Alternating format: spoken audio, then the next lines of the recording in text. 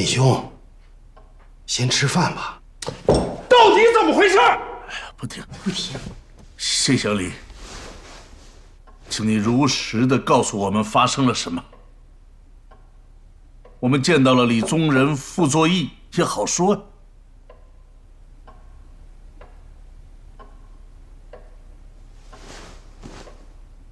谢谢何校长，您不用去找他们了。木兰确实是跟着一群学生去了房山方向。曾可达和王普臣还在找吗？沿途那么多哨卡，一个电话就能拦住他们。一个是国防部的督察，一个是保密局的站长，一起陪着您找。您相信，我们会相信吗？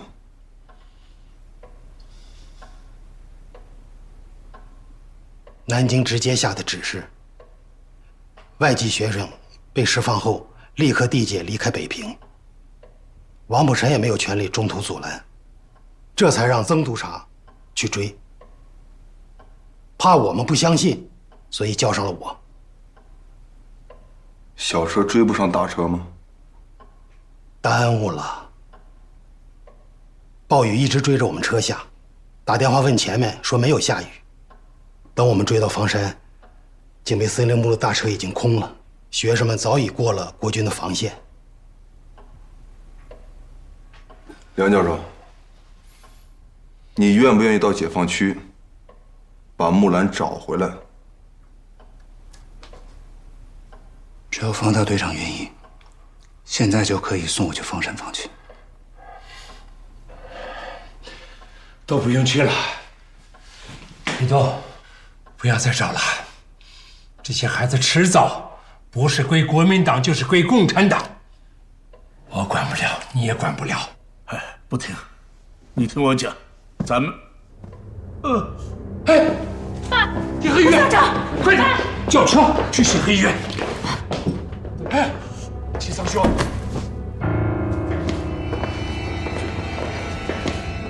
慢点。没事。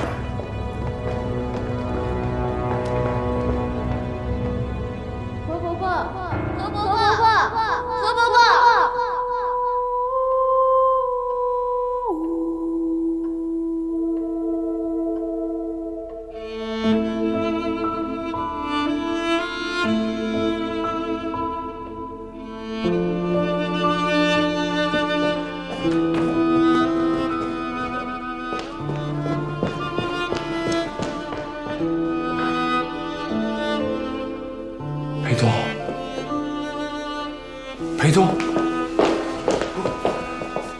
裴东，给曾可达打电话，叫他过来。行长，让曾可达来干什么？用他的专线电话，我要跟金国局长直接通电话。现在只有他能告诉我们，木兰去了哪里，叫他把梁金伦调走。去吧，别再犹豫了。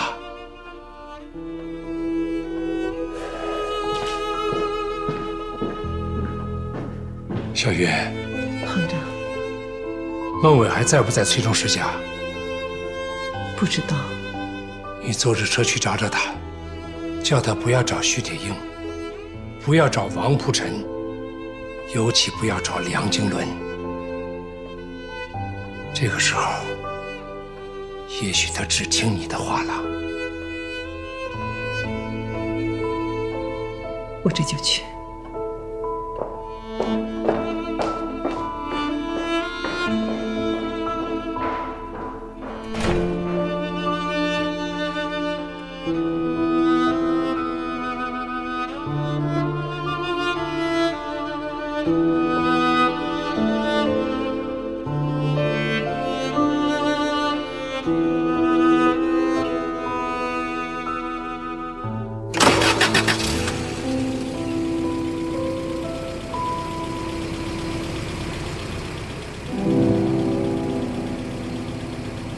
小李，二少爷，把夫人拉到车上去。小李，你先开车回去。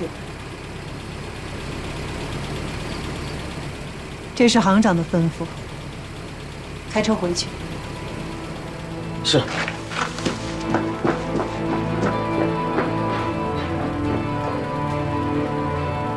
你让开！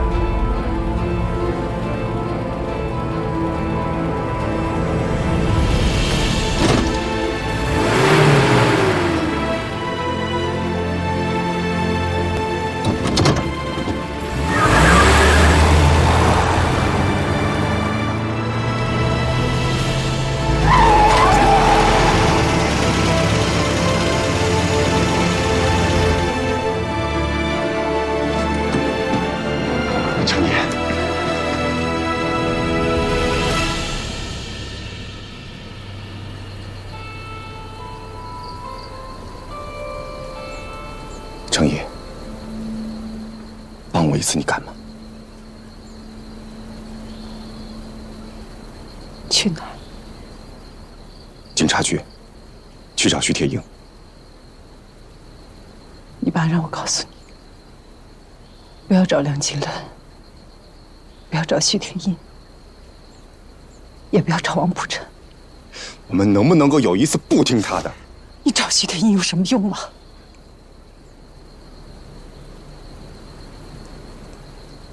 没有用，我就想你跟我一起去。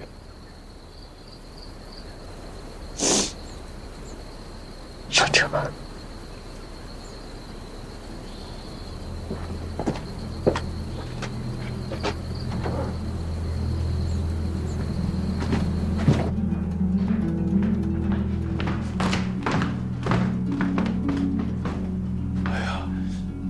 王伟，你看，你这是，你怎么能把方夫人带到这种地方来呢？这是什么地方？程一，你告诉他，你都去过什么地方？孔祥熙部长、宋子文院长、辽公园总裁府上都去过。方夫人，我知道你见过很多大人物，可那都是在府上有家眷陪着。可惜徐局长的家眷在台北。如果有机会去台北，我很荣幸能见到徐夫。是，还不让夫人坐吗，局长？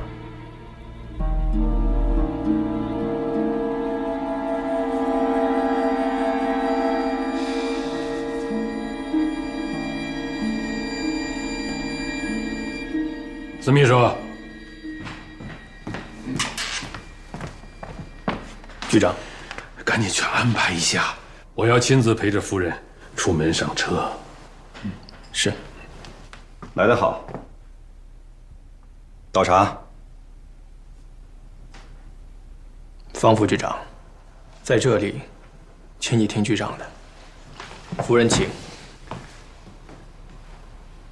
你有事有伤，我不欺负你。既然你不愿意倒茶，就跟我出去一趟。我有事。方孟威，你这是要干什么？别动，枪上了膛。方副局长，闭嘴！我还没问你呢。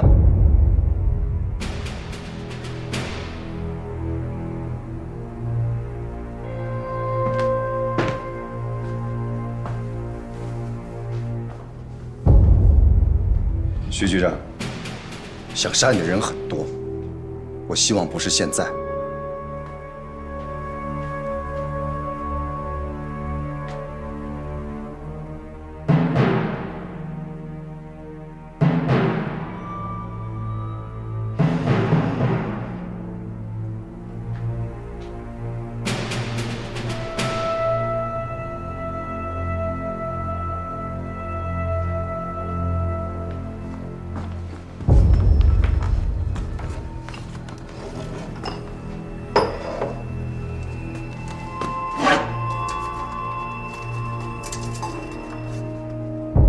少爷在哪儿？在那个白瓷罐子里。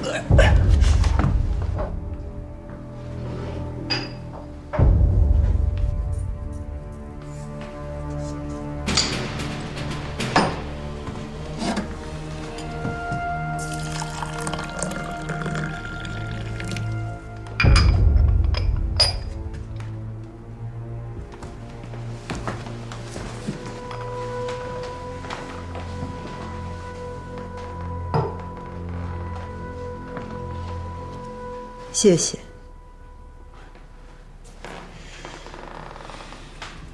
孙秘书，陪着方副局长，你们出去谈。局长，到外边去谈。好。孟伟，把枪放下。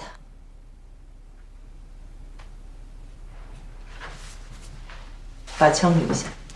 徐局长，你希望我把枪留下吗？随便。哼，听见没？做谁的狗，也比做他的强。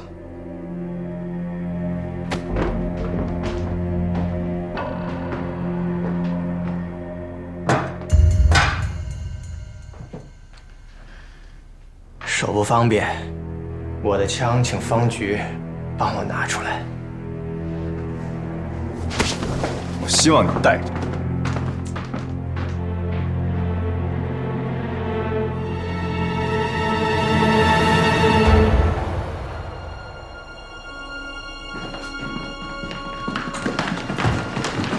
上局。方局，哎呀，大家都是自己人，别动手，有话好说。问您一件事。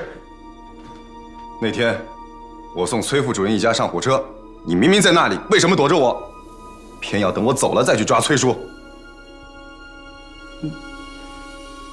是徐局长给你下的命令，还是这个孙秘书给你传达的命令？方局，说实话。说了便没有你的事。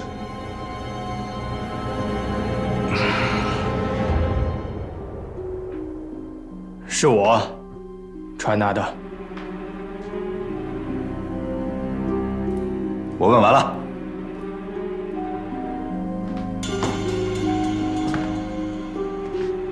看上司的笑话很开心是吧？局里出钱养着你们，心都让狗吃了还不滚！不许走！都在那站着，将来做个见证。是。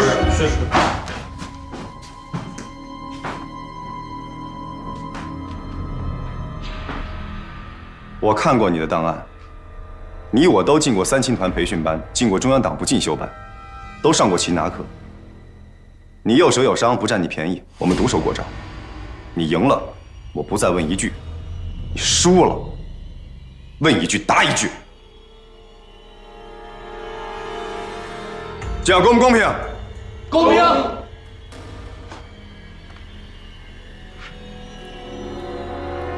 三青团，中央党部都教育过我们，下级不能冒犯上级。方副局长，你动手吧，我不会还手的。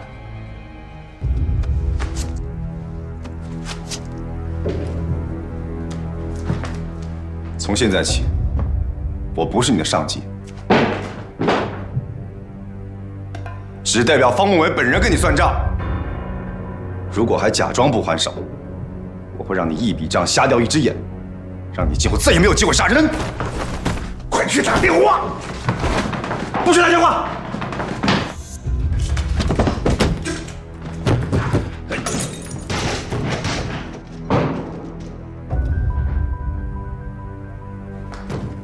你们方家就是这样纵容孩子的？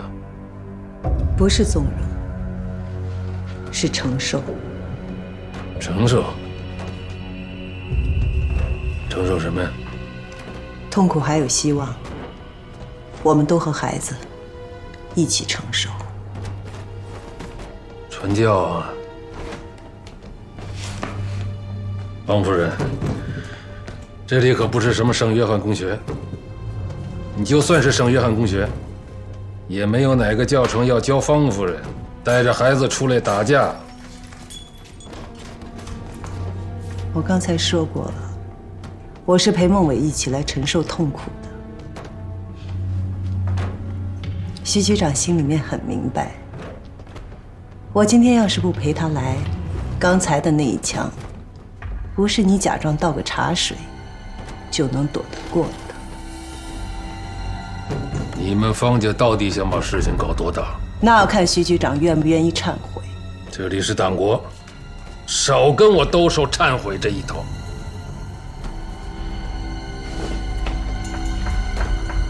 你要么就带着方孟伟离开这里，要么就等着我把他抓起来。我在这里，你抓不了他。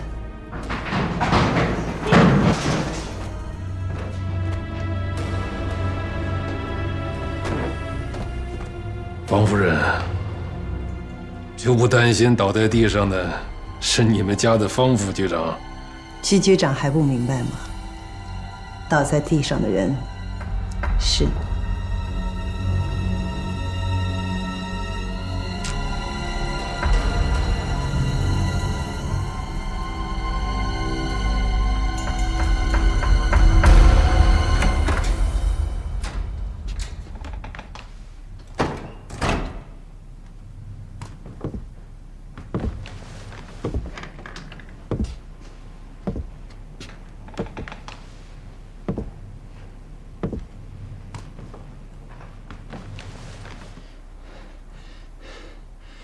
怎么？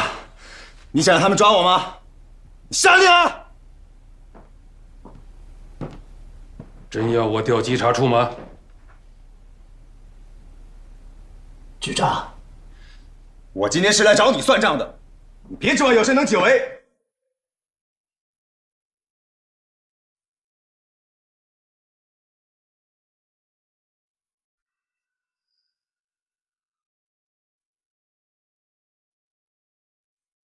我表妹去哪里了？是你说，还是徐局长说？保密局北平站有报告，你可以去问王站长。我正要你往别人身上推呢。下午我去保我表妹，你也在，是你亲自拿的保单。你心里比谁都清楚，我会找你要人。徐铁英要是不下命令，就是给你10个胆子，也不敢把我表妹弄失踪。现在还要让我去问王站长吗？方副局长，你真想知道是谁下的命令吗？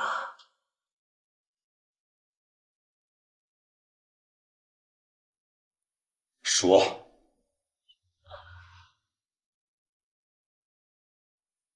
去问南京吧。问哪个南京？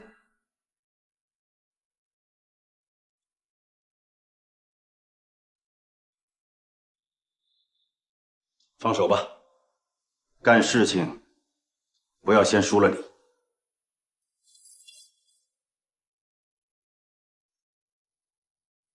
夫人，找木兰的事，我和方副局长来落实，你陪方行长先回去。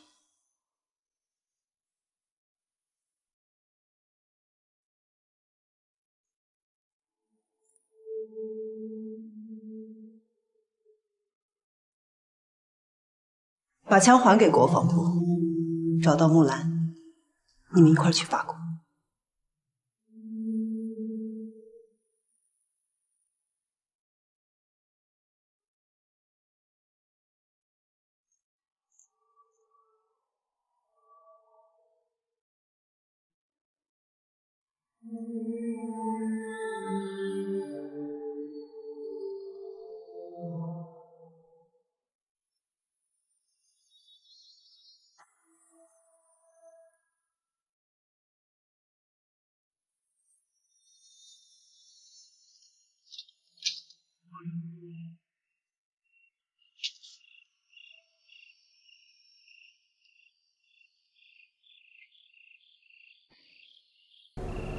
罗副校长还在医院吗？回家了，校医看过了，没有大碍。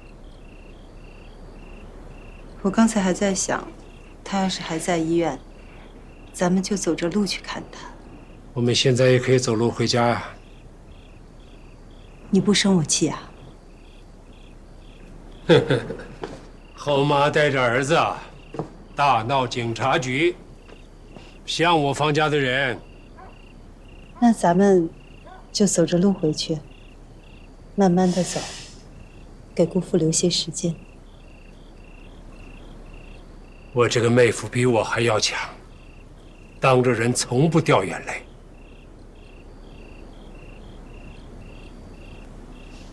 你在这儿等二少爷，我跟行长走着路回去。夫人，你陪着行长要小心。把刚才说的话再复述一遍。单局长，你说。是。民国37年8月12日晚，徐局长铁英召集方副局长孟伟、孙朝忠秘书开会，商议释放学生善后事宜。值班人单福明。徐局长，这样记录可以吗？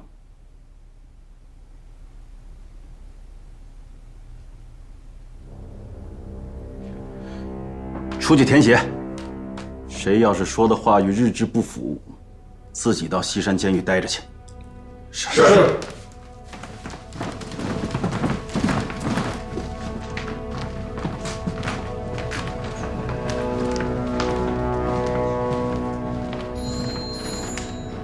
局长，您是不是还有什么指示？你们都直接归国防部预备干部局管了，也问得着我吗？局长，快！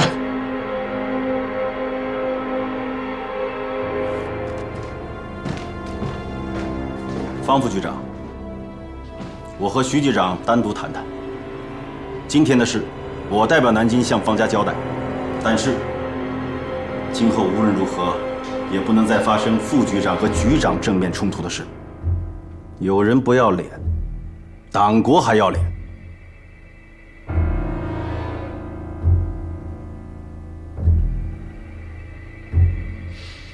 那我还能继续问他吗？没有用，也不值。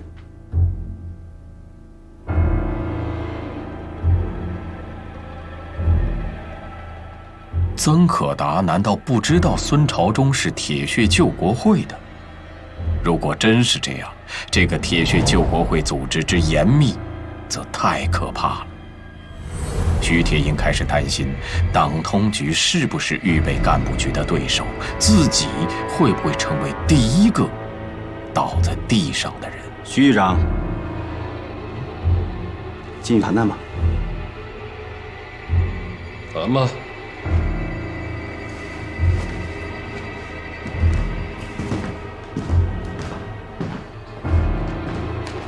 回去陪陪父亲，别让老人家担心。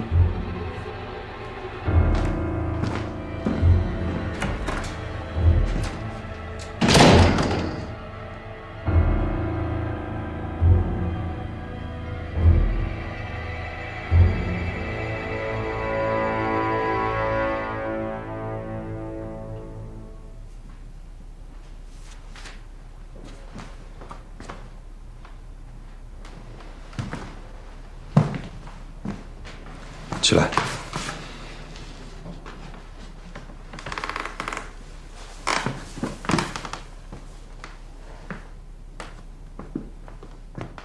你让我的是吧？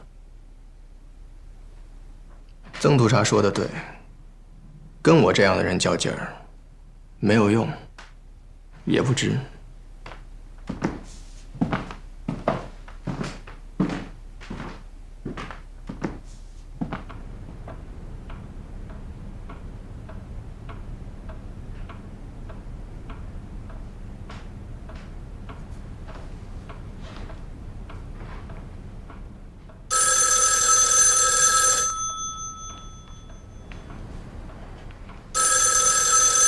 你们叶局长电话，说好的，我不用回避，请接吧。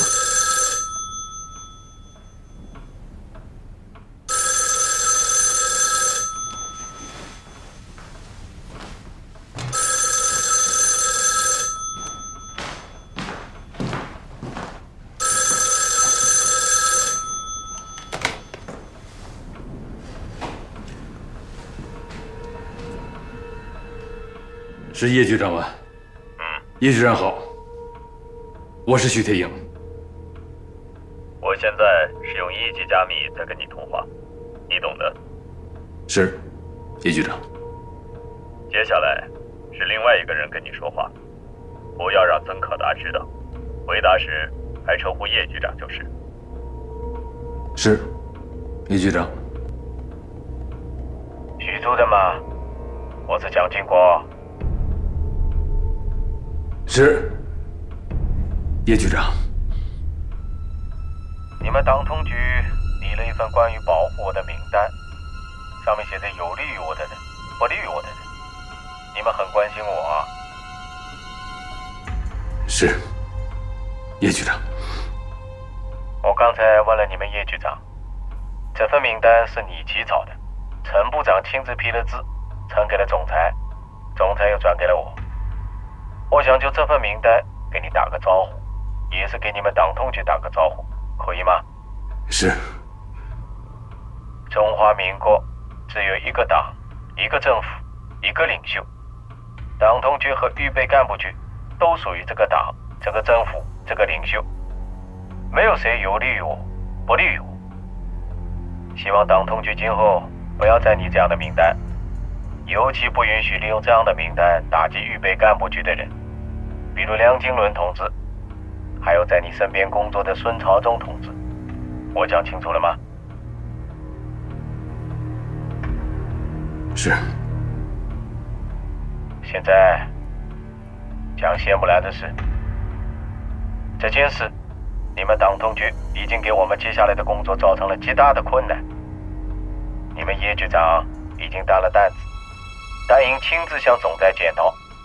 下面关键是善后，除了你、王布珍、孙朝忠和梁金伦知道，对其他的人都要统一口径。我知道曾可达同志就在你的身边，打完这个电话，你立即向他交代。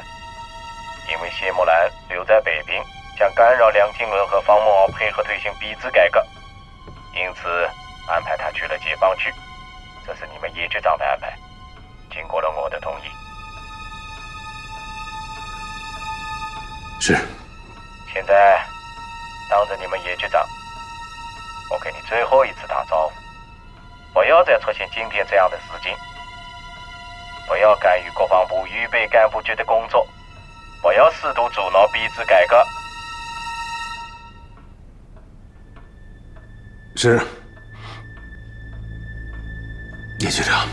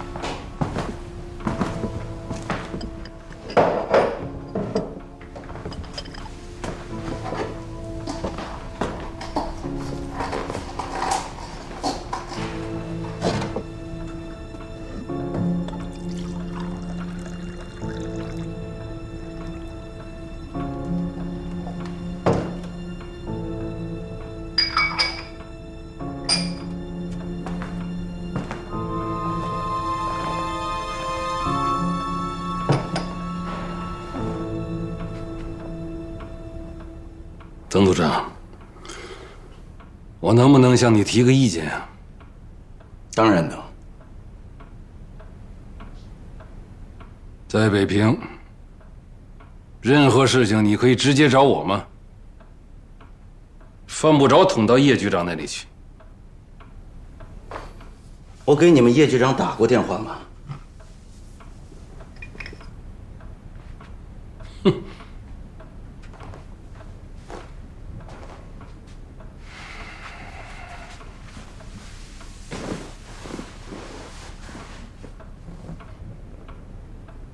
好了，快10点了，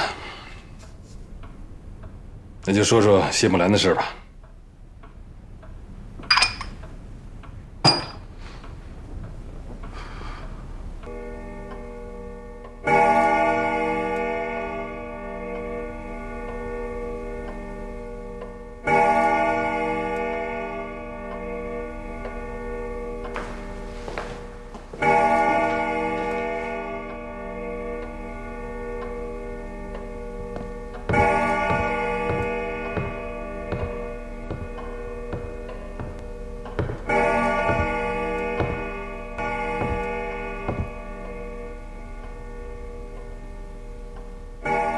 姑父，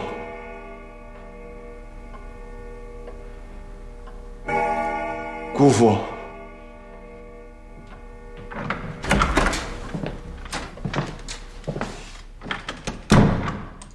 曲主任吗？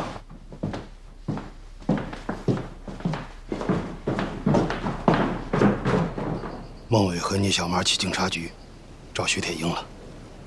你爹和曾高达又去找孟伟和你小妈了。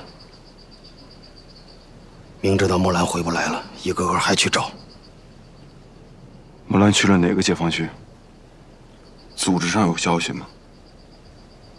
每天都有大量的学生去解放区，要是没有组织的批准，都要调查甄别。木兰是我女儿，有什么消息，组织都会第一时间告诉我。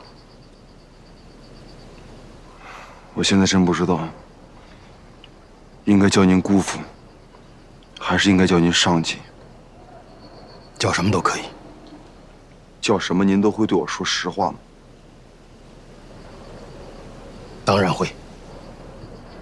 好，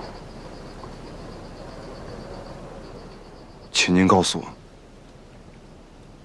木兰到底去没去解放区？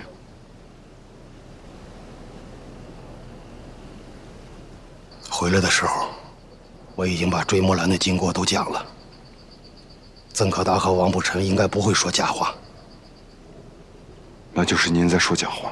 我有必要对你说假话吗？有这个必要。崔叔在临死之前对我说过假话。他说的不是共产党。傍晚的时候，您见过组织的人？他们怎么说？就因为小李先开车比我回来的早，我后回来的是吗？我请您正面回答我的问题。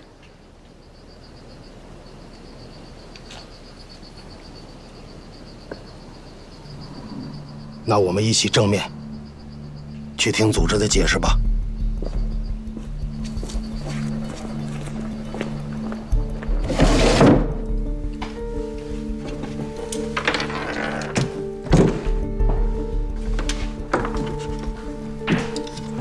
不用关门。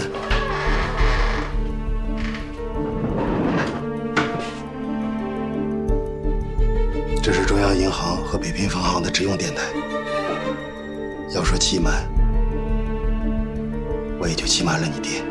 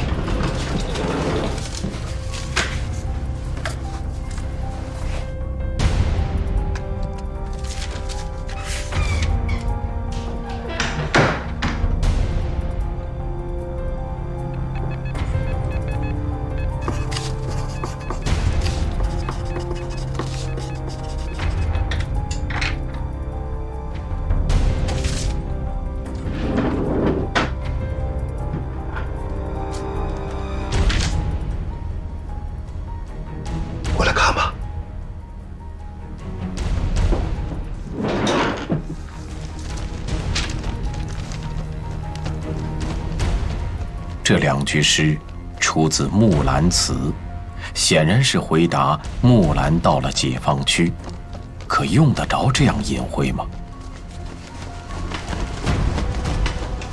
对不起，姑父，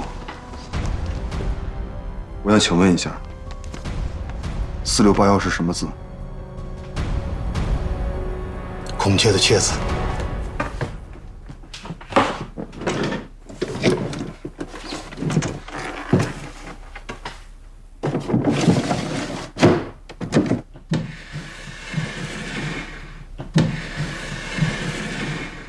我爸和小妈回来了。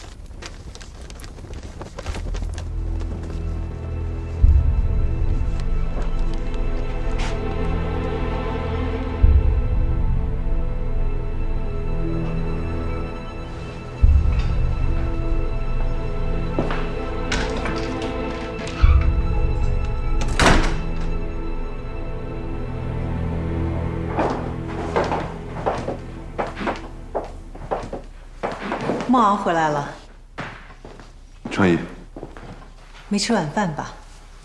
我去热面包。程毅，你不觉得程毅为了木兰，去警察局找徐铁英很委屈吗？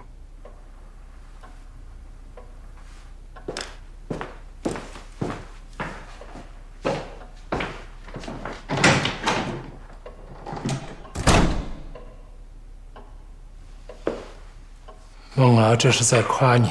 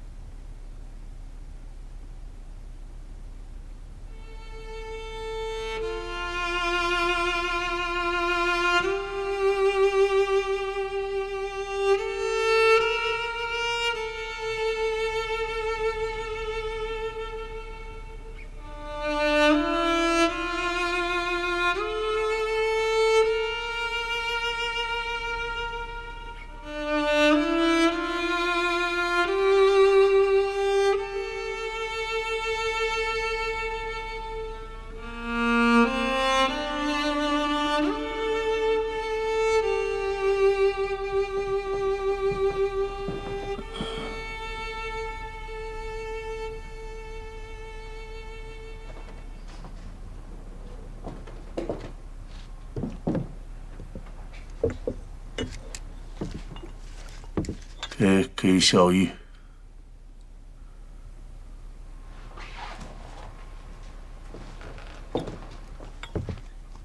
你先下去，下头有小米，给我熬碗粥。好。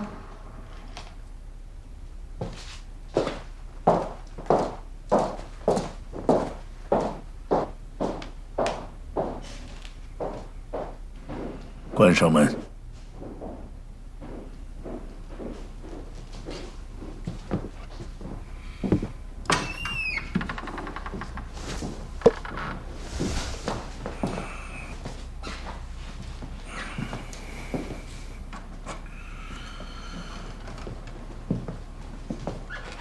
你往那边放一放。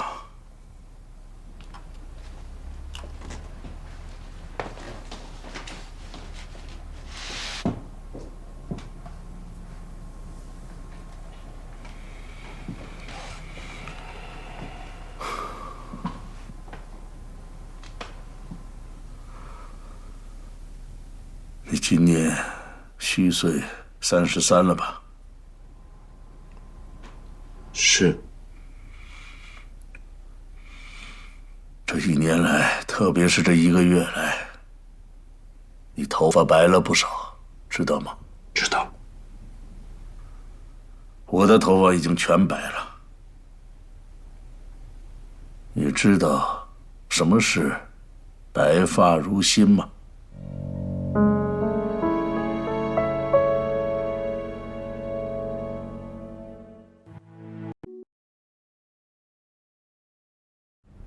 你今年虚岁33了吗？是。这1年来，特别是这1个月，你的头发白了不少，知道吗？知道。我的头发已经全白了。你知道什么是白发如新吗？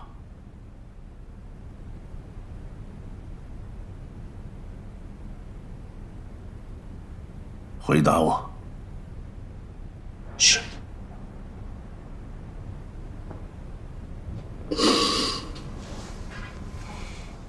确有些事情没有告诉先生。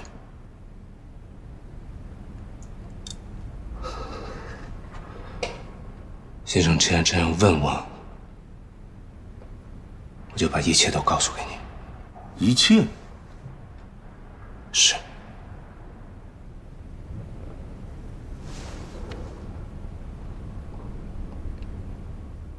从小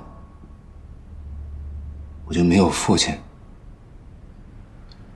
也没有兄长。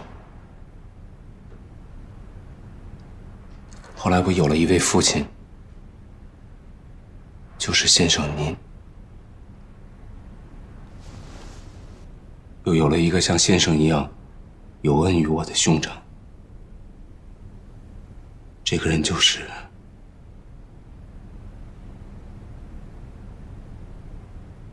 经国先生。你是蒋经国的人，又是共产党，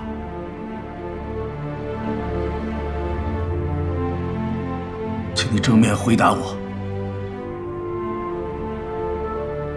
不是。那为什么几次学潮都与你有关？几次抓你又放你？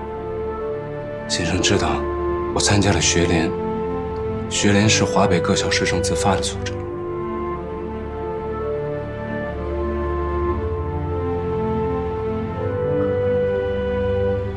你坐过来点儿。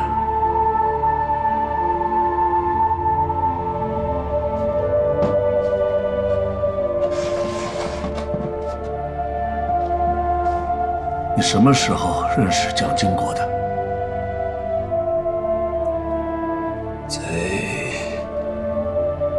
高中毕业以后，比我还早。那个时候，抗战刚刚开始，我去投军。他看上了我写的那篇《论抗战时期后方之经济》，当天就见了我。一番长谈，他叫我不要去打仗，来考烟弹。孟文浩先生给您写的那封推荐信，就是他请孟先生写的。后来去了哈佛，也是他帮的忙。您给哈佛写了推荐信，但那个时候从北平到香港，从香港到美国都非常的困难，都是经国先生安排的。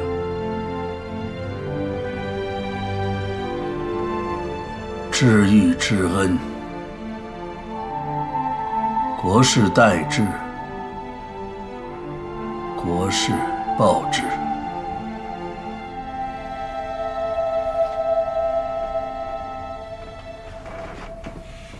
经国先生虽然事事都听从他父亲的，但是对于孔家和宋家对国民经济的把持，心里边非常抵触。他认为，如果不从经济上改变这种垄断把持，中华民国就不是真正的民国。要想改变这种现状，必须得有一批真正的经济学家推动经济改革。真正的经济学家，还一批？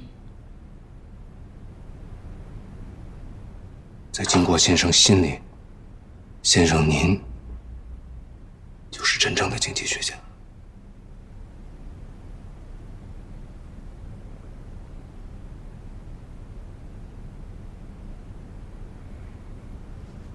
于是他就让你从美国回来以后，到燕大做我的助手，推动经济改革。先生知道，那个时候正好是宋子文开放币制兑换、搞乱金融的时候。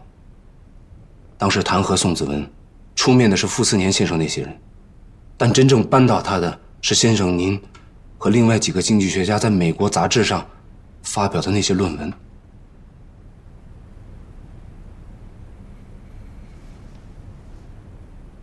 再问你一个问题，你要如实回答我。今天放木兰去解放区，是不是也是蒋经国的安排？是因为你，还是因为方梦敖？是因为我。难道一直误以为我是共产党？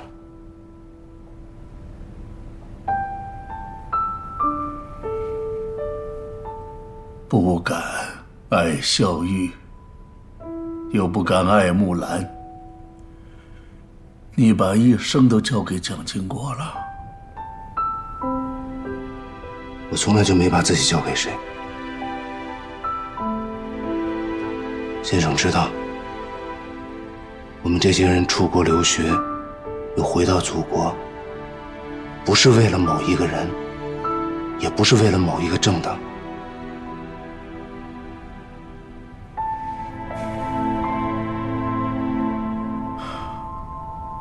一笔庚子赔款，把几代中国人都绑在美国的车子上，从清朝到民国，也就越来越依附美国了。我们这些从美国回来的留学生，也就成了这个国家名义上的精英，给我安个经济顾问的头衔。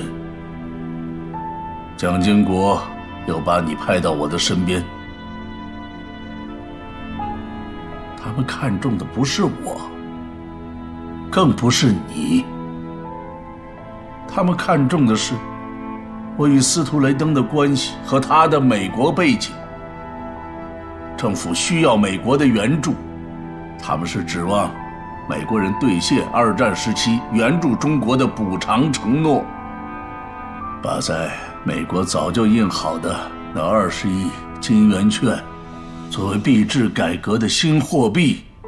你告诉他，美国人即使发表了那20亿，也不可能拿出足够的美元来坚挺20亿，是不是？而且20亿远远满足不了市场的流通。好，我知道，最后的手段就是动用军事管制，禁止黄金、白银、外币的流通，逼着老百姓把手里可怜的黄金呐、白银呐拿出来兑换金圆券。而一旦市场物资匮乏，金圆券就会失控，百姓手里的黄金、白银就都变成了一张张废纸。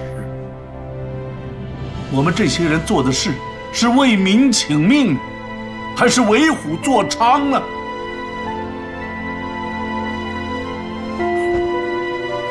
我最近又在看《春秋》了。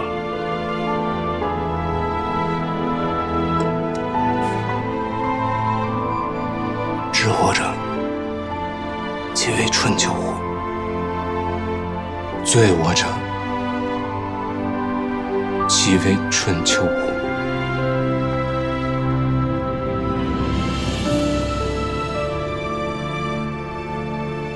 我只能做这个千古罪人了。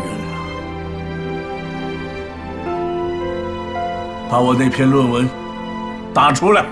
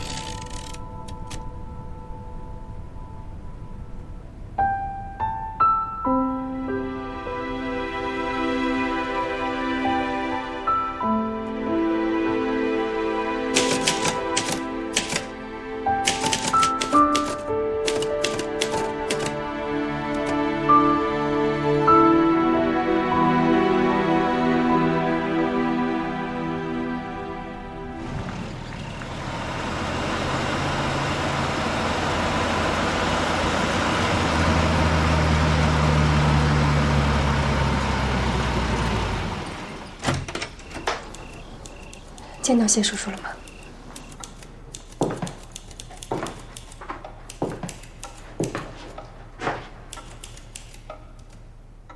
你爸好些了吗？输了液好些，叫我熬粥。现在可能正在打美元合理配给委员会的报告。你还没有告诉我见到谢叔叔了吗？咱们能不能出去？出去说。这个时候12点前我带你回来。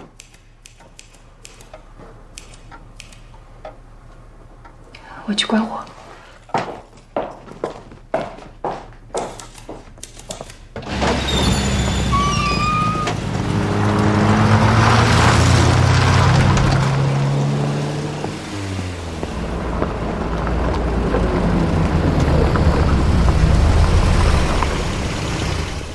队长，哟，何小姐，弟兄们都睡了吗？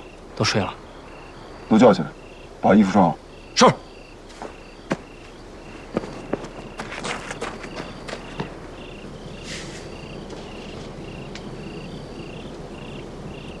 到这里来干什么？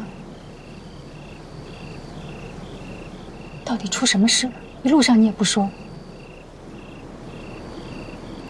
先进去吧，进去再说。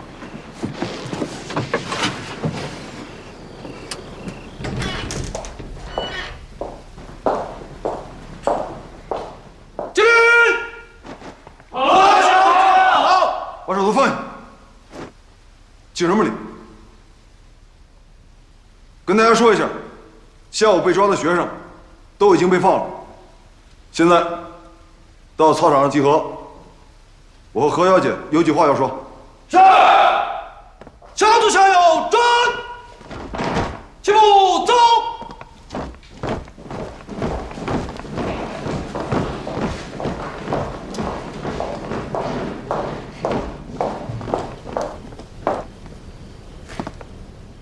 小叶把门关上。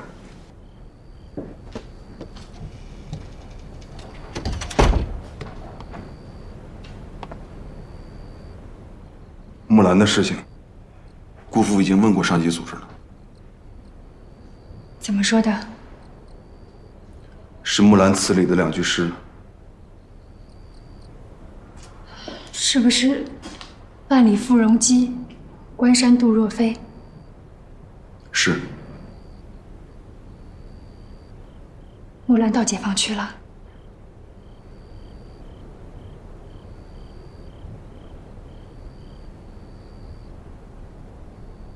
还有别的消息？我感觉姑父在瞒我。他们不能说真话，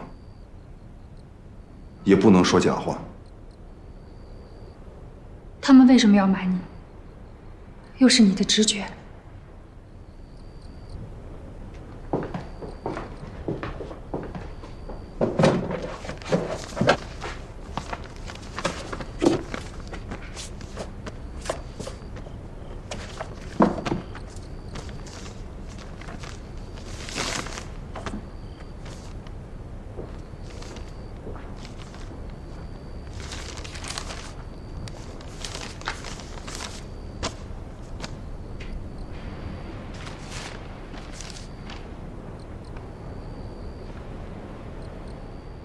什么意思？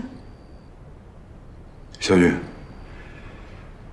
你答应我，我告诉你之后，无论多大的意外，你都要能承受。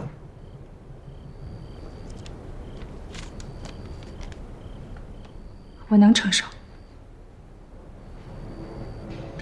孔雀东南飞是蒋经国制定的一个秘密行动计划，执行这项计划的2个人都与你有关，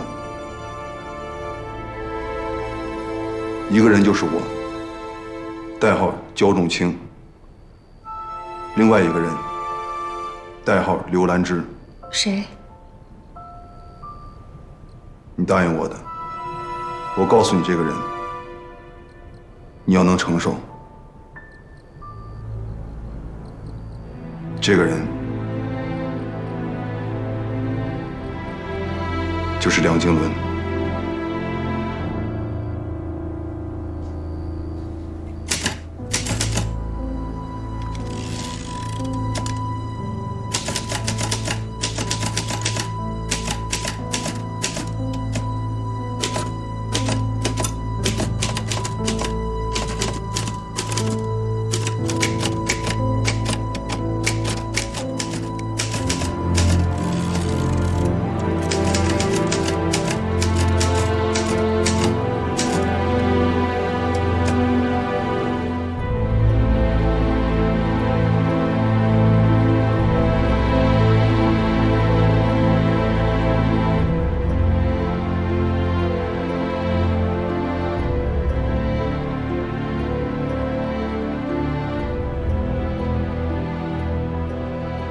木兰的事，是不是因为梁静茹？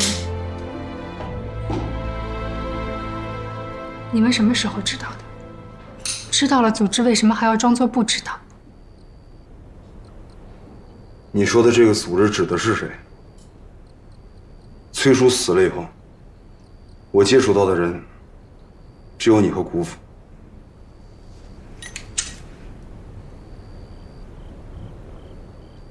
姑父还跟你说了什么？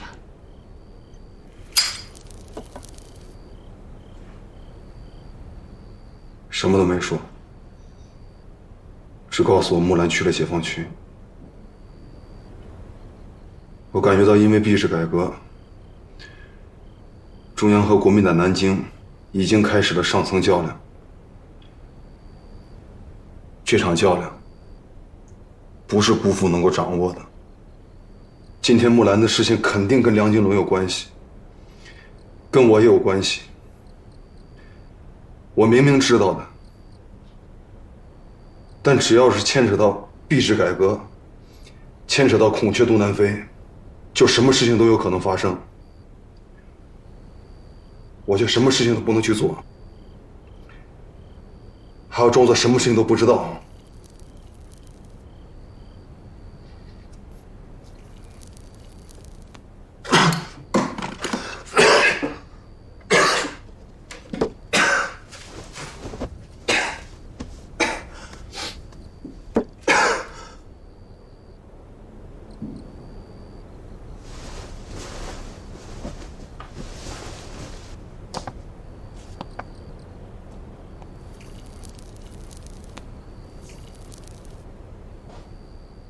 你希望我做什么？告诉我。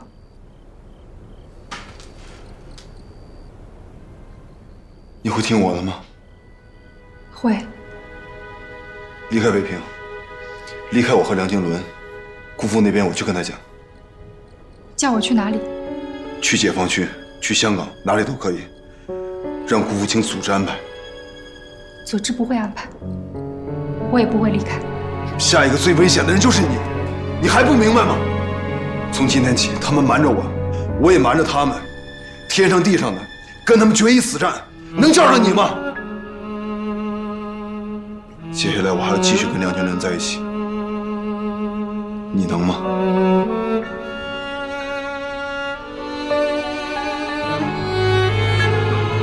送我回去。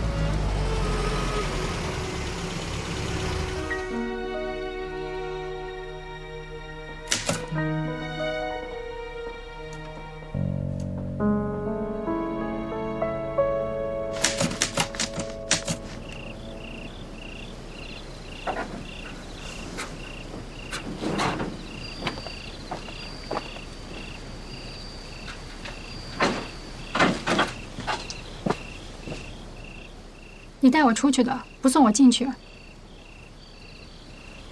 还进去做什么？进去帮我说2句话，让我爸同意我跟梁经纶订婚。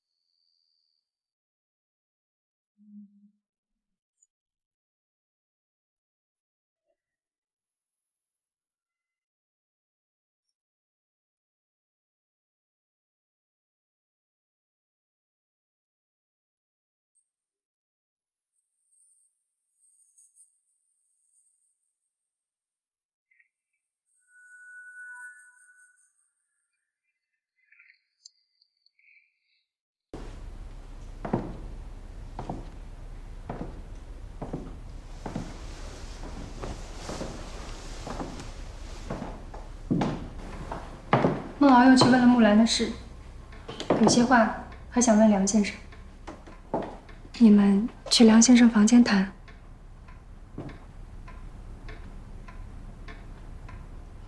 我爸应该醒了，我还得去热粥。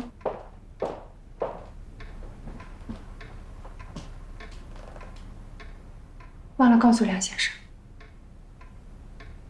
孟敖刚才带我出去，向我求婚了。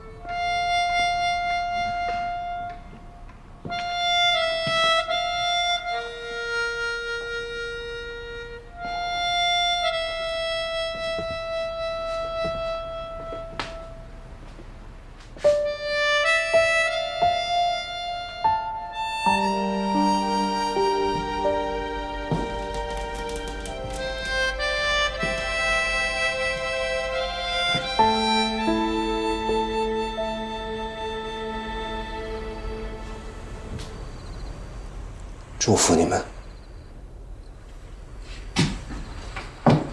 祝福什么？祝福木兰不见了？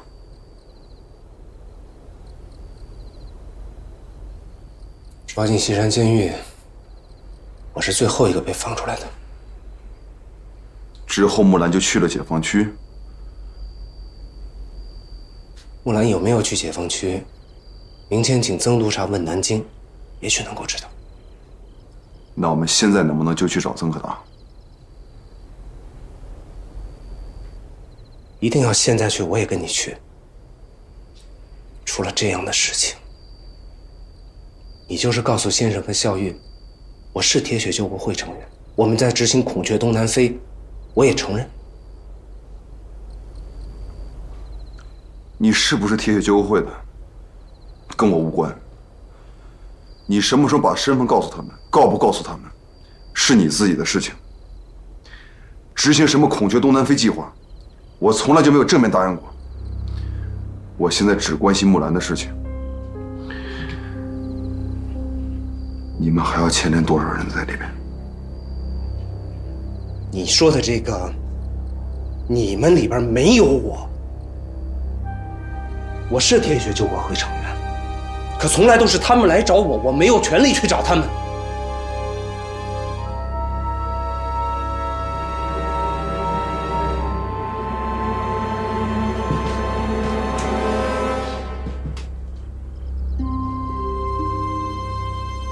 像今天这样牵扯到我们身边的人，将你和我都陷在黑暗里，我赞成你不干，我也不干。币制改革也不干了。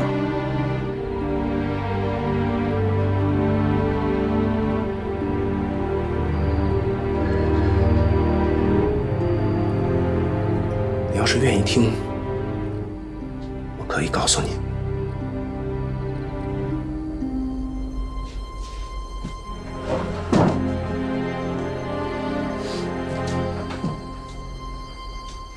41年，太平洋战争爆发，美国加入二战。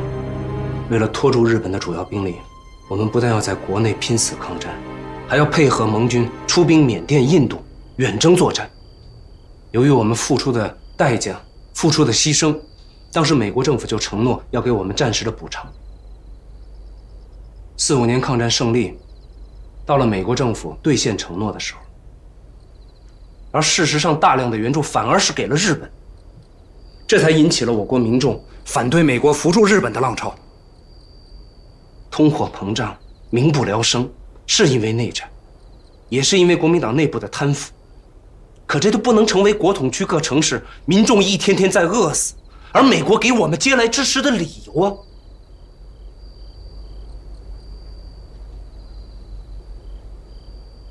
今天你在台上，我在台下，为什么那么多饥饿的师生宁愿饿死，也不领美国的救济粮？当时传来了朱自清先生拒领美国救济粮去世的消息，师生们的悲愤，你有，我也有，楼上我的先生也有。我和我先生刚才就在楼上打印给司徒雷登的函件，请他督促美国政府履行承诺，兑现45年应该给我们的补偿。可就算美国给了补偿，又能怎么样？天天在贪腐，天天在通货膨胀，受苦的还是广大民众。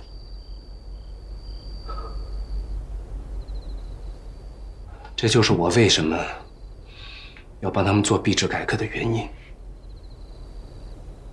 我跟我先生都是学经济的，其实我们也都明白，牵扯到国民党内部庞大的既得利益集团，币制改革未必能够真的推行，其结果很可能是饮鸩止渴。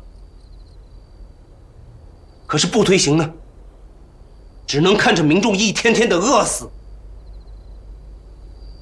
知我，罪我，其为春秋。一定要追问我在干什么，我是谁？我只能这么回答你。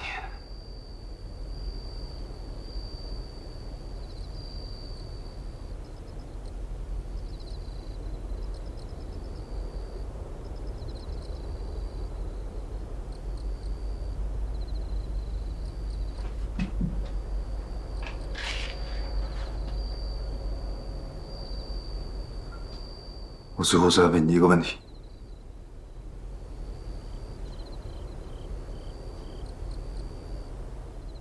你是共产党还是国民党？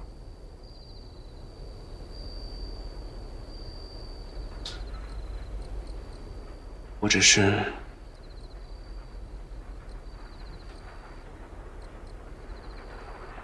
是燕大经济学的教授。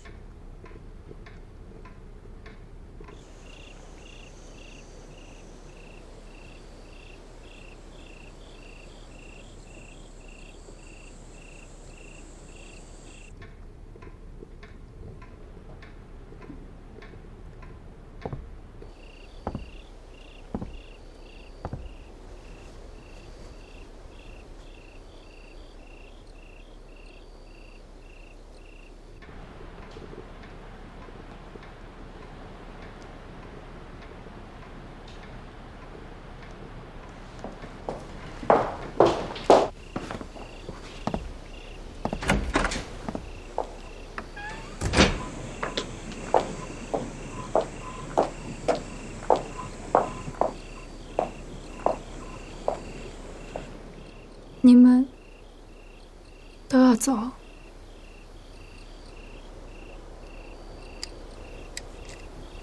告诉先生，我先回书店睡几个小时，明天早上再过来。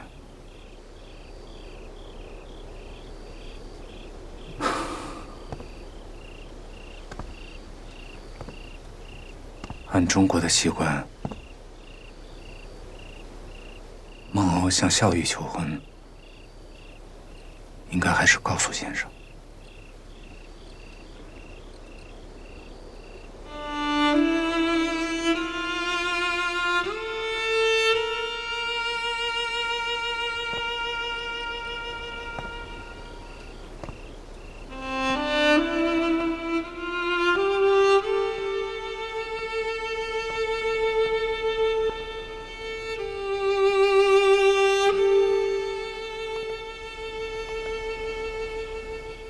说什么了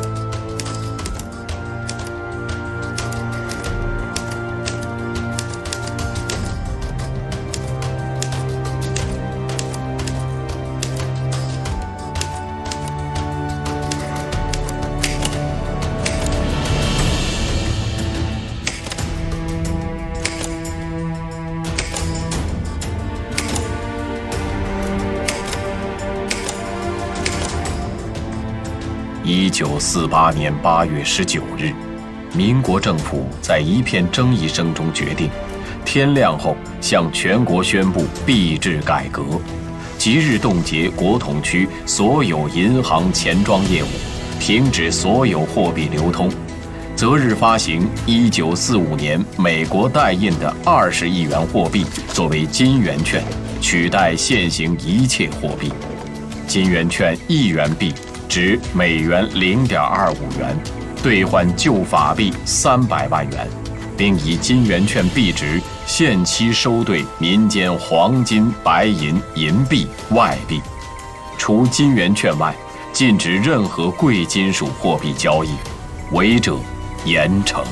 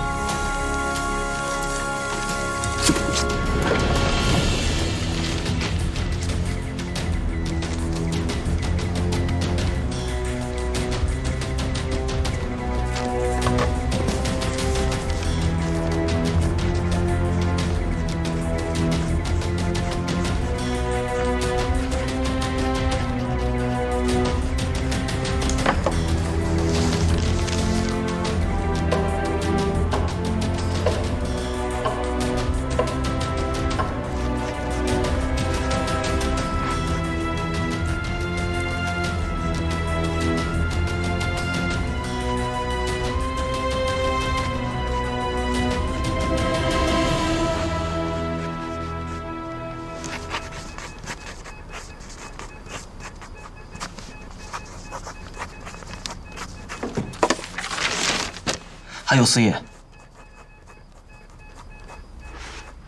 那这一页的标题是什么？财政经济紧急处分令。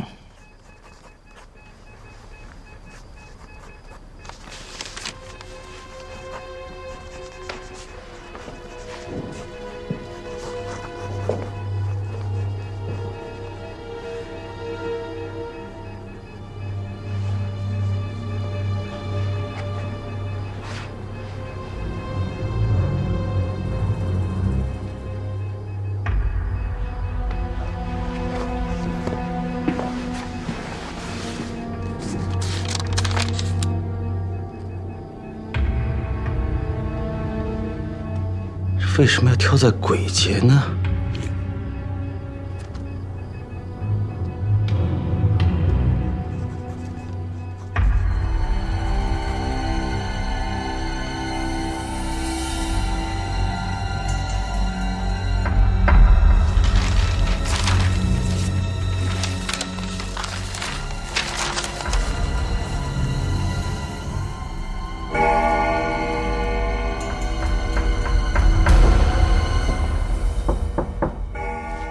吃点东西吧。我去吧。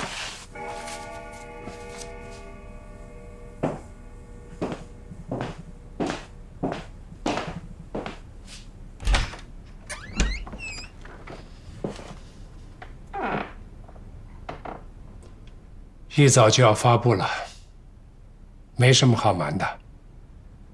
进来吧。先吃吧。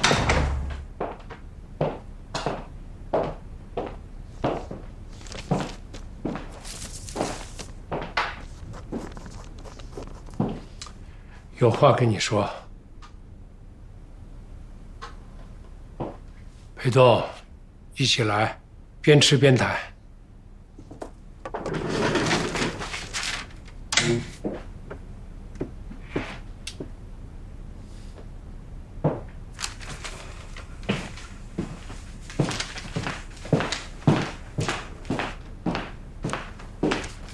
方丈，最后一张。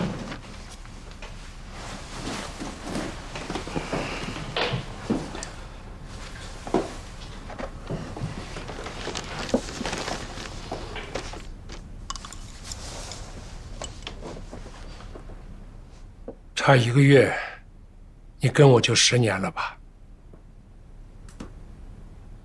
当年离开上海走得急，金银细软都在孟敖、孟伟他们妈那里，几场大轰炸一样都没有留下。接着是8年抗战，任何东西都没有给你买，也就是这2、3年给你置办了一些金银首饰，一共是多少？也不少了。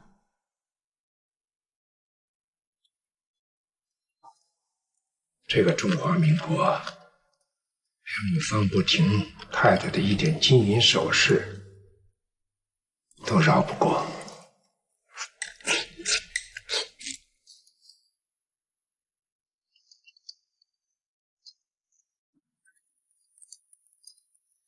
你跟他说吧。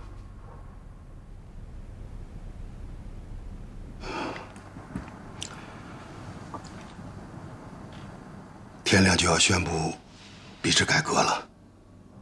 根据人民持有金银和外币的处理办法，任何人所持有的金银和外币必须兑换成金银券，严禁私人持有。唐让处在这个位置上，必须带头执行。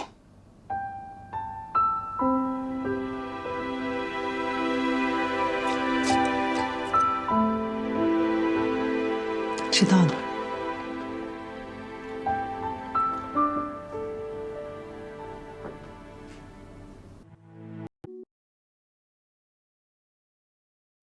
天亮就要宣布币制改革了。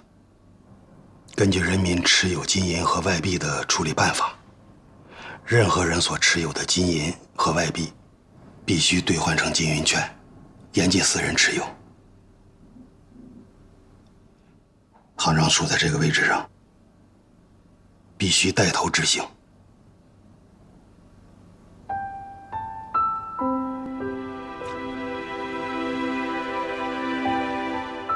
知道了。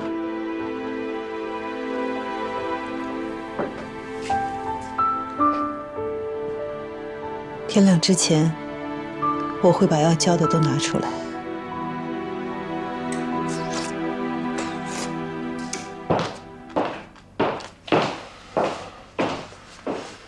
今天是阴历7月15吧？没有别的。我想起了孟敖、孟伟他们的奶奶和他们的妈了。你那里有个金镯子，是孟敖、孟伟他们的奶奶传下来的，一共2个，一个给了孟敖的妈，一个给了木兰的妈。木兰现在也走了，也不需要了，都交了吧。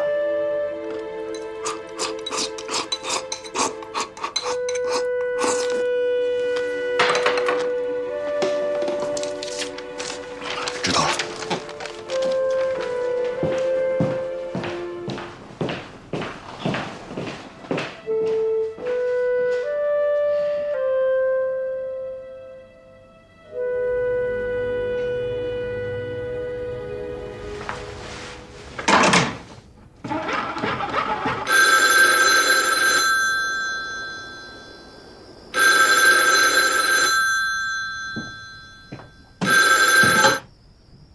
这里是国防部经济稽查大队，请问你是哪里？李营长吗？我是曾可达。是我，曾督察。方大队长的房间为什么没有人接电话呀？方大队长不在宿舍，他先前开车一个人出去了。这么晚他去哪里了？他没跟我说，我也没敢问。那好，方大队长一回来，请他立即给我回电话。是。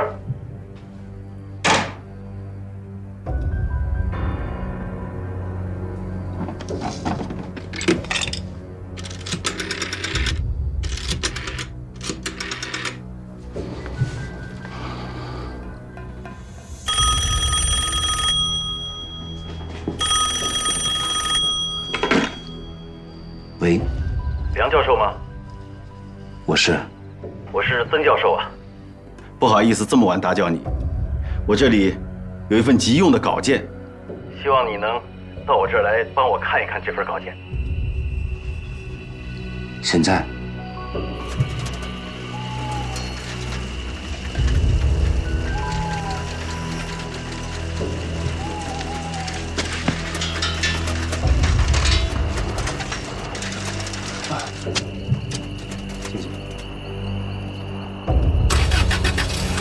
请上车，辛苦了。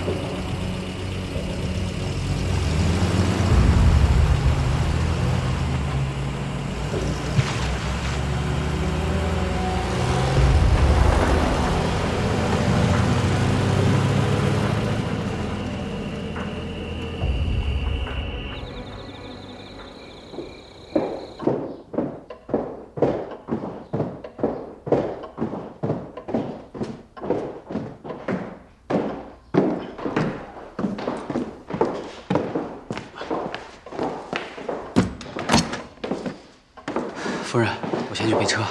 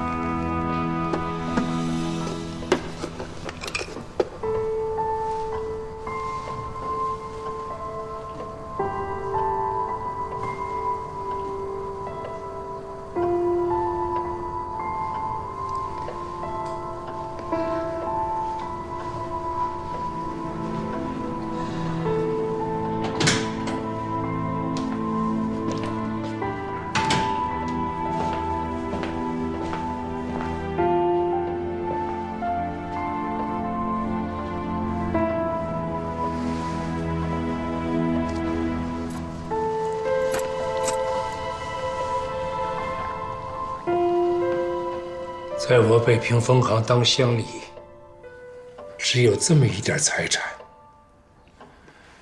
这一点东西留给木兰留学、结婚也不够。我本来给木兰备了一份，现在都留不下了。去解放区的人也不需要这些个了。行长，天一亮才出台币制改革的法案，金银外币兑换经营券还要等几天，这么早就交出去，是不是出头太早了？谁让我们是中央银行的人呢？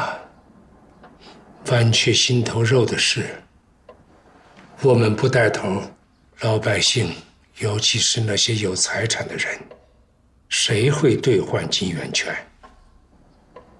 兑换之前，再去个地方吧。哪里？北平日报，请他们总编务必帮忙，在今天报纸的头版发布消息。为了配合民国政府人民所有金银外币处理办法，中央银行北平分行经理方步庭、乡里谢培东也已交出全部金银外币。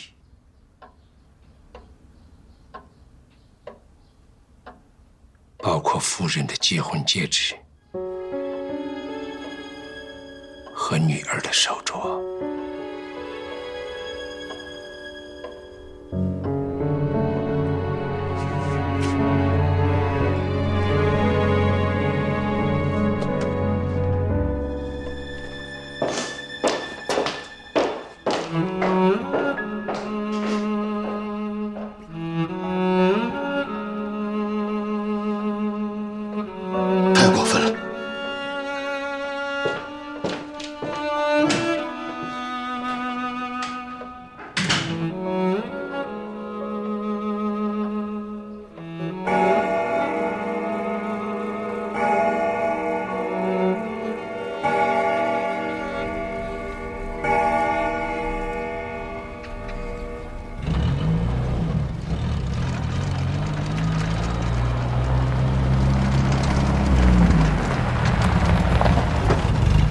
回事？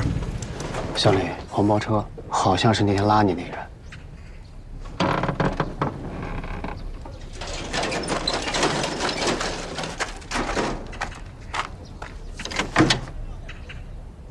谢乡里，我们张老板有笔紧急的汇款，清早就需要您去办理。我带路，请您的车耽误半个小时。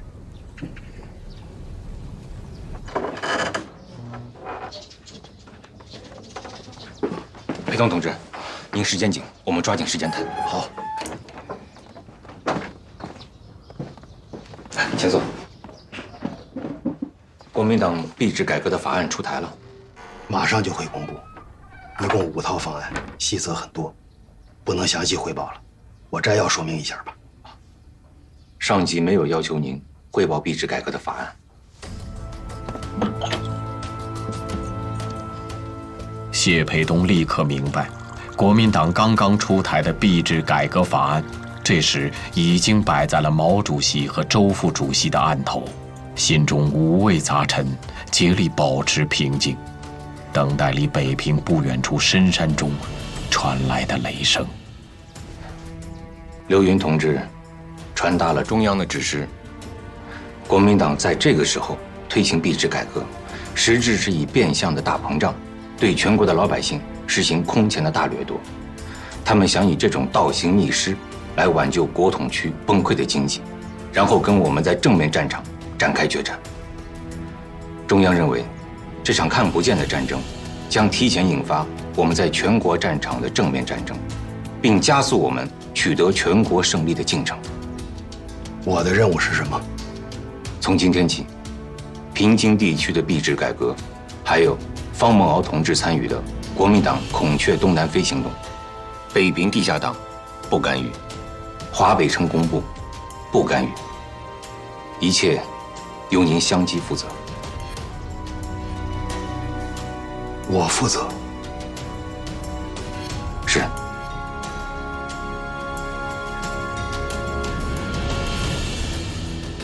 中央认为，我们干预不干预，国民党的新货币也挺不过2个月。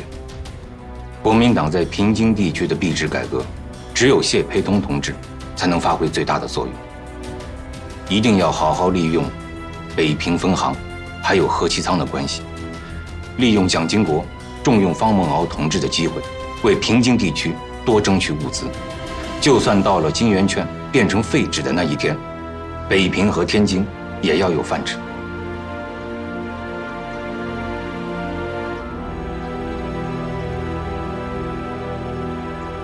我可不可以这样理解？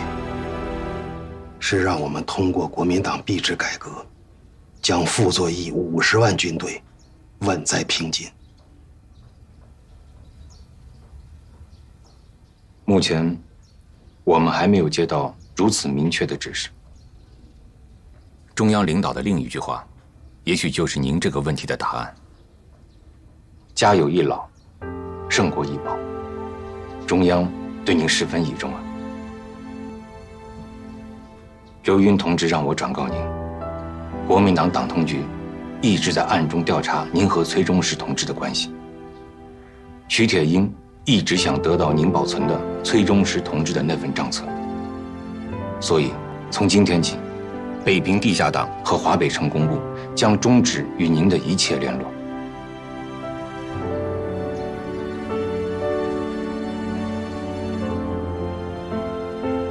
谢北东同志。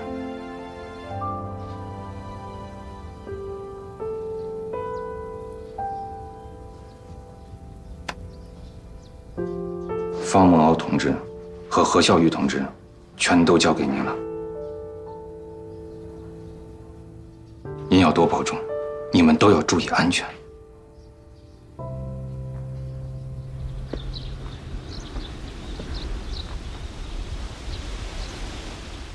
接我们的人来了，知道什么事吗？不想知道。马上就要币制改革了，在咱们家里，我和爸还有姑父都会被卷进去。孟薇，你记住，你一定不要被卷进去。如果我们3个脱不了身的时候，还需要你把程一跟崔婶一家带走。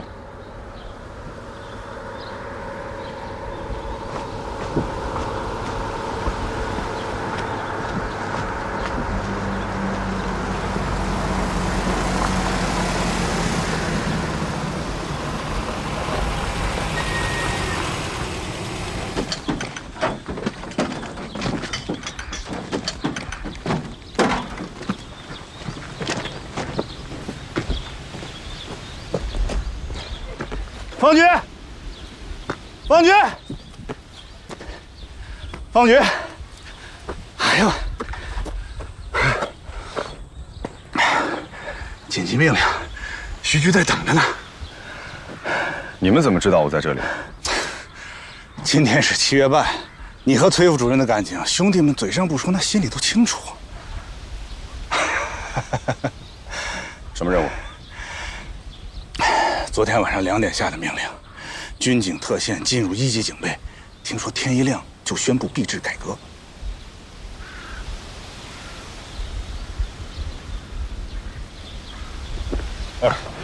我们的任务是天一亮押送马汉山去南京特别刑事法庭接受审判。徐局的意思，崔副主任那是马汉山杀的，由你来押送，然后留在南京陪审，高低判他个死刑，给北平银行一个交代，也让你出口气。徐铁英说的，没有直说，大概就这个意思。那就麻烦您转告徐铁英，我不想出这口气，这个任务你去执行。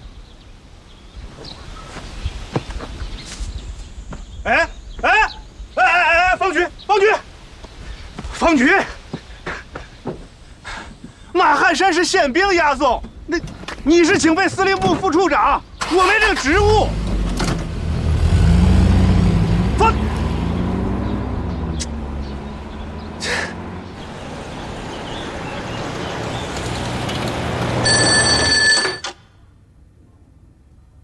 我是孙朝忠，单副局长请讲。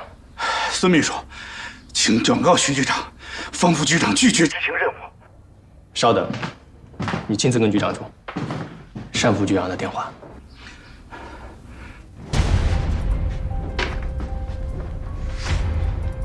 喂，报告徐局长，方副局长拒绝执行任务，我们现在西山待命。就在西山监狱等我。是。连长，上车。你坐到那边去吧。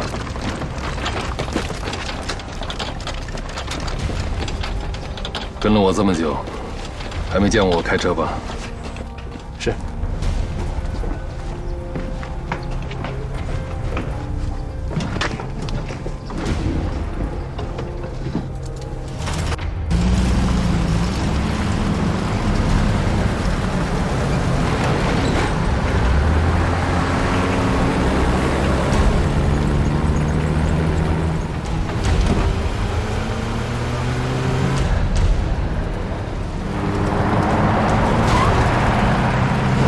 主任好设计，可是还得注意安全。听你的，咱们都得注意安全。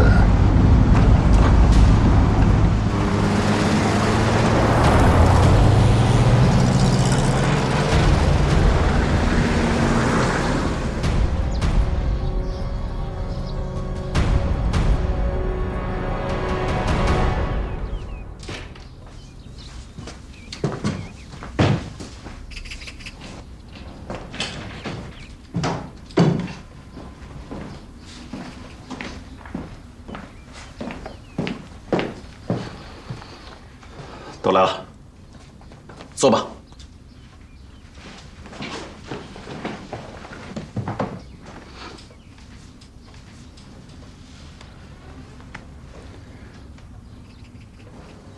币制改革终于要宣布了。建峰同志托我转告梁经纶同志，你协助何校长写的那份致斯托雷登大使的信函，他看到了，总统也看了，很好。起到了推动的作用，且在美国人面前维护了民国的尊严。建峰同志说：“你们是民族的脊梁，他向你们致敬。”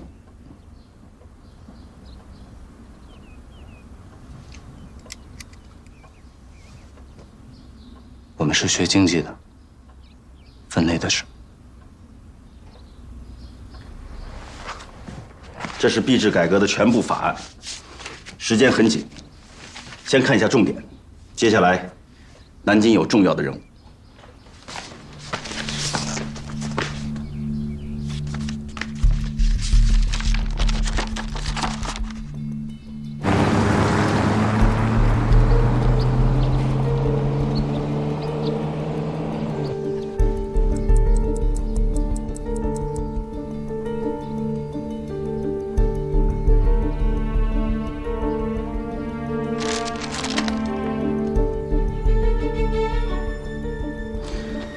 我简要讲一下我们的任务。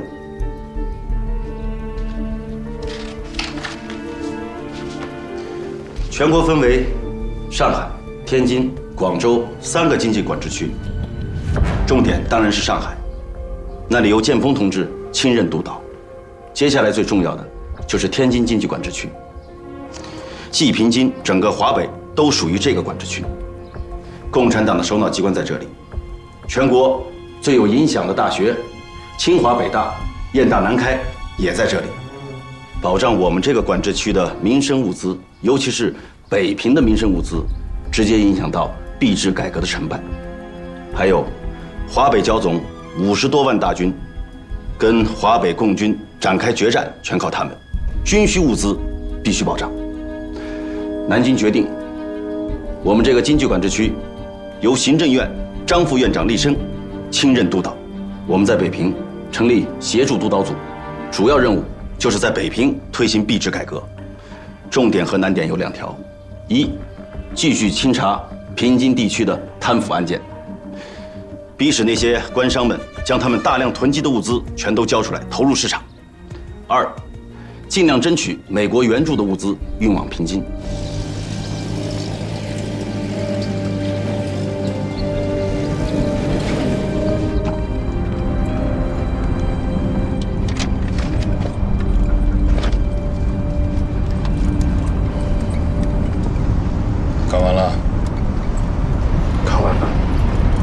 看到你们经国局长的签字了吗？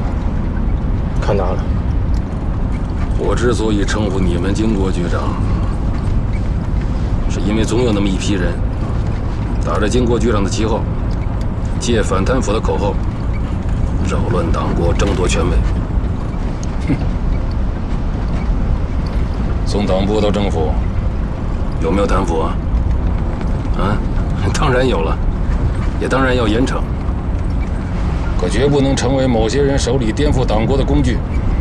经国局长成立铁血救国会，某些人呢就以为这个组织是用来取代老一代位置的近身之节，可他们从来就没想想，总裁如果不征求中央党部的意见，能成立这个铁血救国会？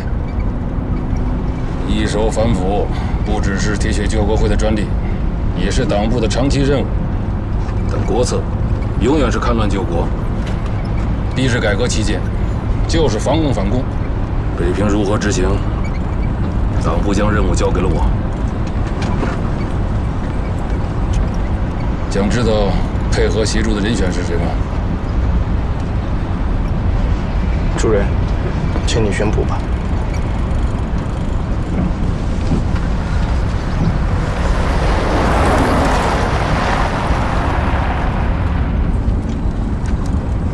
2个人，一个是王站长，一个是你。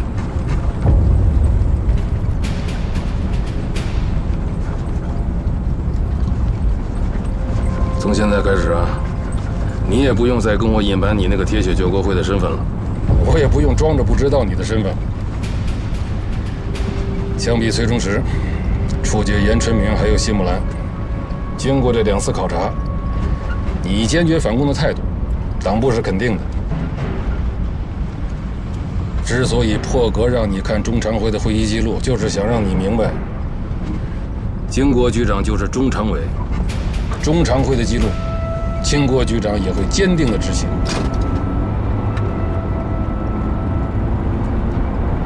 你现在如果还有什么顾虑，你可以马上告诉我，我向中央党部马上汇报。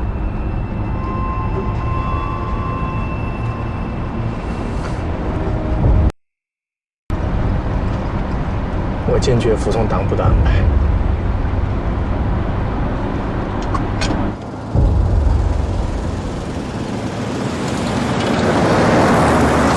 跟美国和西方的工业国家不同，我国是落后的农业国家。从一般民众到大学教授，生活还停留在吃饭穿衣的水平。粮食是农民种出来的，农民把粮食拿到城市去卖，是为了换取布匹和棉纱，因此，布匹棉纱就成了我国市场的物价杠杆。这就是要点。方大队长，你还有问题要问吗？我在听。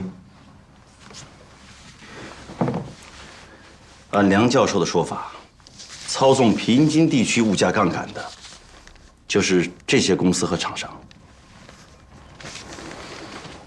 1年多前，这些公司和厂商多数挂靠在孔宋2家的棉纱公司名下。可恨的是，孔祥熙和宋子文在免去了财政部长和行政院长职务之后，这些人便把股东的名字陆续更换，挂靠到了中央党部和各级党部的党产名下。现在我们要禁止黄金、白银、外汇的市场流通，严令囤积的物资立刻要投入市场，按金圆券限价销售。暗中抵制的一定是他们，动他们，不但是触及了孔宋2家，还动了党产，一定会招致中央党部的抵制。不动他们，那平津地区的币制改革，第1步便迈不出去。怎么动？查北平分行的账，让我去抓人。查了1个多月的账，从账面上谁都查不清楚，只有2个知道内情的人，崔宗实已经被他们杀了，还有一个马汉山。我已经申请到了行政院经济管制委员会的批准，从今天起，马汉山归我们管制，配合清查这些公司厂商。那徐铁英和他背后的党部会听行政院呢？行政院经济管制委员会是币制改革的最高权力机构，我现在就去西山监狱提调马汉山。方大队长，梁金伦同志，你们的任务是：方大队立刻恢复航空大队编制，3架运输机已经调至南苑机场，由你指挥。今天的任务是配合北平分行去天津押运金圆券。建峰同志特意嘱咐，希望你和方行长好好配合工作。梁金伦同志的任务依然是配合何副校长，争取美方给平津地区更多的援助。币制改革的前1个月，务必保证平津地区民生物资的半年储备，务必保证华北剿总50万大军军需物资的半年储备。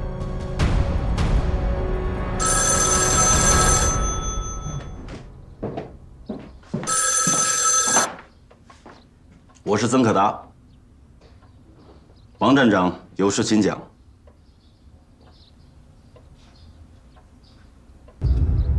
拖延半小时，半小时过后是我的责任。半小时之内，马汉山要被押走，你去向行政院交代。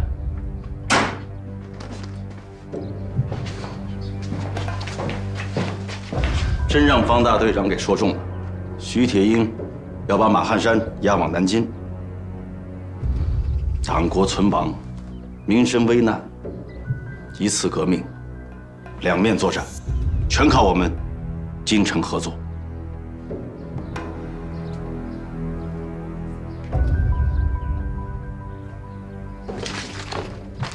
王副官，备撤。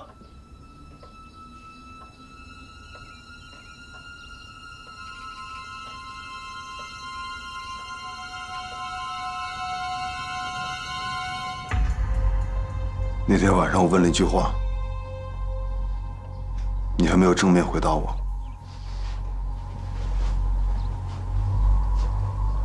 那我要是正面回答你，你会相信吗？请说。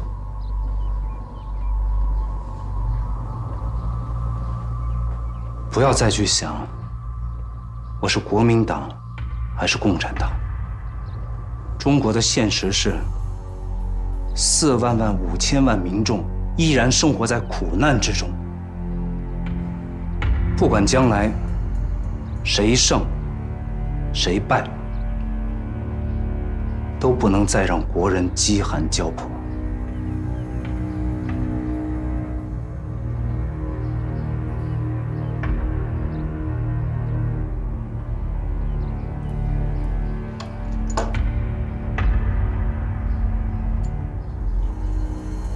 至于你的家人，我的先生，还有孝月，以及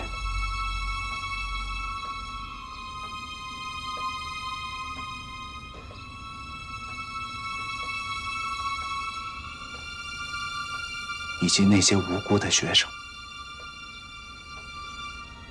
保护他们是我的良心，请相信我。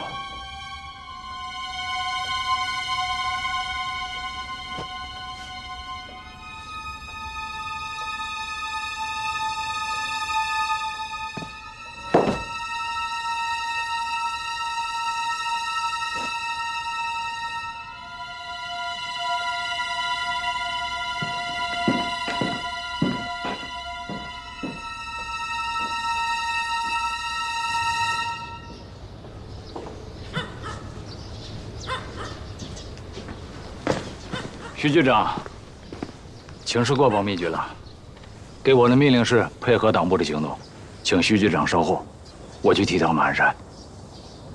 辛苦。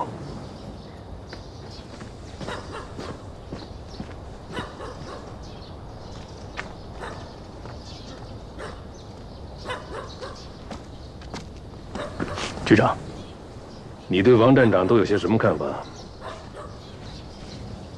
不知道主任你问的是哪些方面？想不想听听中央党部的看法？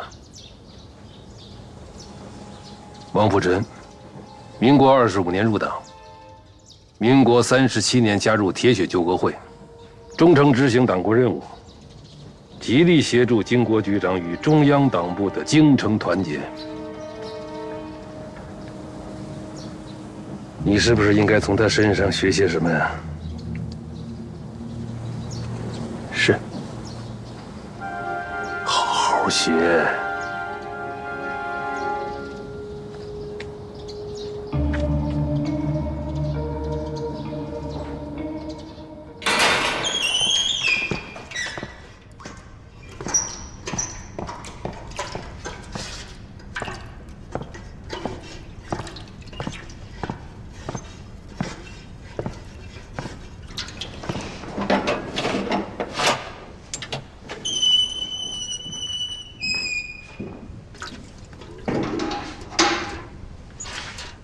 曾文正公每日3事，写1篇日记，下1局围棋，静坐4刻钟。不成，你这本曾文正公日记好啊，自己天天读，为什么不早点借给我看看呢？老站长要是喜欢，就送给你了。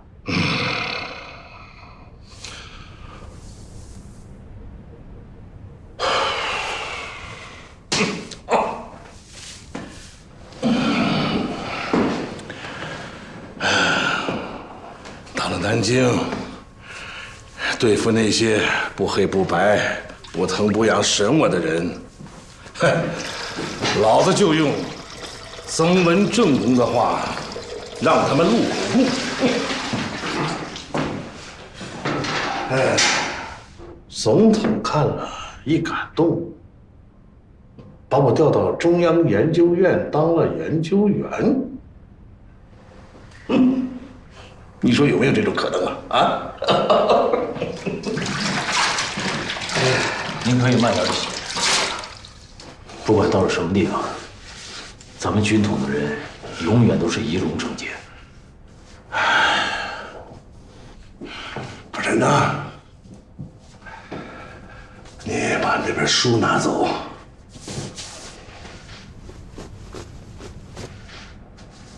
现在党国已经无药可医了。曾文正公说，只能靠1、2君子，争1分是1分。我想这1、2君子，只能从你们铁血救国会里边去找了。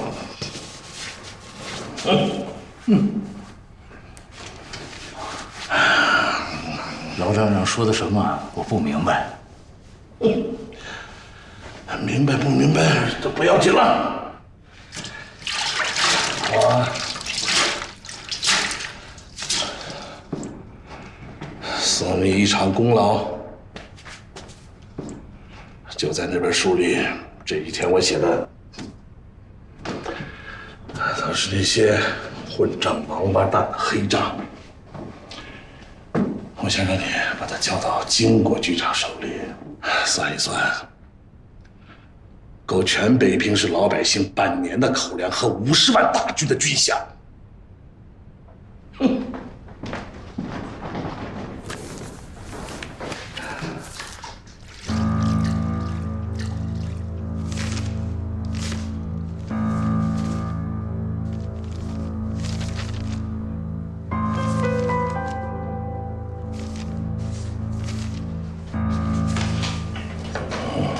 老站长，徐铁云和他身后那帮人正急着要把你接往南京，曾督察正往这里赶。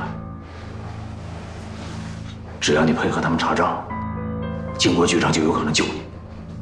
记着，这本书的事情不要和别人说，我会想办法送上去。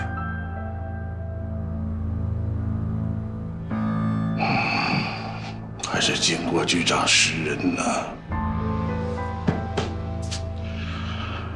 有件事情本不想跟你说，可是今天说了也不算施恩了。想不想知道啊？老站长，请讲。去年北平站站长的人选本不是你，当时有好几个人竞争，争到最后定的是军统那帮老人集体保的另外一个人选。当时我记得总裁都快签字了。你知道为什么最后落在你的头上了吗？经国局长亲自给我打的电话推荐的你。我还拿了50个金条送给那个人选，最后他自己请辞了。这辈子净瞎送钱了，还真就50个金条我没送错。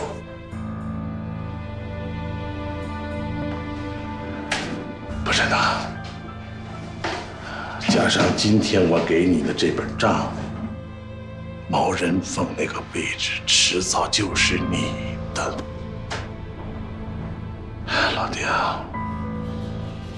你救不了我，所以别把自己卷进去。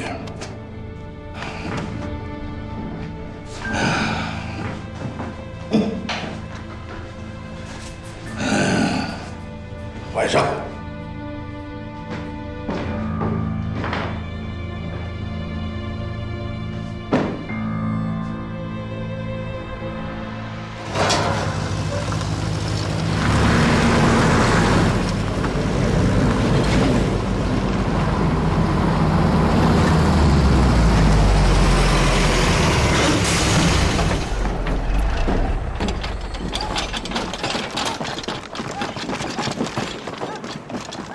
王站长呢？报告曾督察，我们站长在提调满汉山。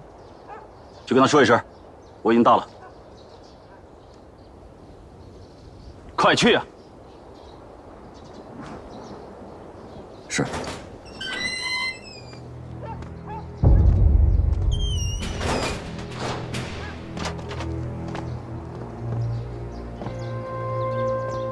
老站长。这阵势你都看见了，我先过去交涉一下。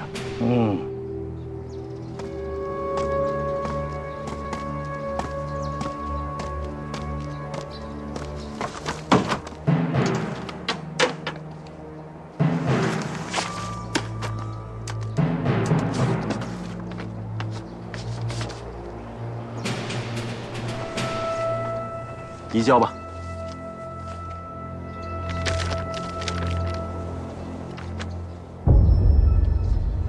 是不是让徐局长也看一下？可以，让他过来看。请徐局长尽量不说话。